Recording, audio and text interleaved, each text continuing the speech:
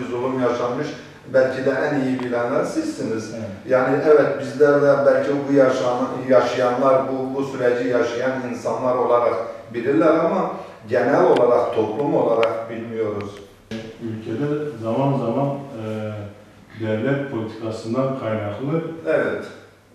farklı kesimlere yargı uygulamaları olabiliyor. Biz hukukçular olarak bunların yanlış taraflarını düzeltmeye, özellikle bar olarak düzeltmeye çabalıyoruz. Bizim bunu gündemleştirmemiz hukuk adınadır, insan hakları adınadır. Adil yargılanmanın herkesin hakkı olduğu kanaatinde olduğumuzdandır ve bunun zorunlu olduğunu düşündüğümüzdendir.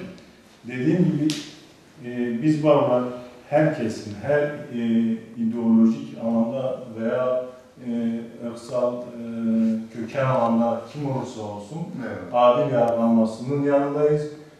Şeffaf yargılanma, bağımsız yargı tarafından verilen kararlar neticesinde hüküm kurulmasından yanayız. Bundan sonra da çalışmalarımız bu yönde olacak. Tabii ki zaman zaman yargı uygulamalarından kaynaklı çeşitli haksızlıklar meydana geliyor. 28 Şubat belki bunlardan bir tanesidir.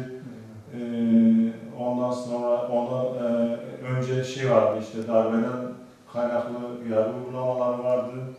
Belki şunu da ekleyebiliriz. Yargının adil olması aslında adaleti gerçekleştirmeyi bu ülkeye huzuru da getirir. Adaletin gerçekleşmesi, iç barışı, huzuru, yani bunun sonucu olarak iç barış ve huzur da gelir. Adil yargılama ve bunun neticesinde çıkacak sonuca hepimiz saygı duyacağız.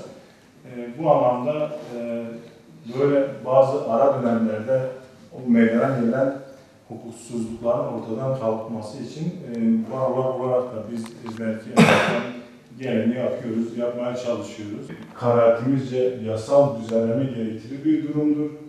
Yani bu hukuksuzluğun giderilmesi için meclisin karar alması gerekiyor, yeniden yargılamanın önünü açacak hükümler getirmesi gerekiyor. Tabii ki haksızlık ve mağduriyet olduğu yerde karşısında savunma makamı biz oluruz. Dediğim gibi inancı, görüşü, fikriyatı, kimliği ne olursa olsun biz adaletten yanayız.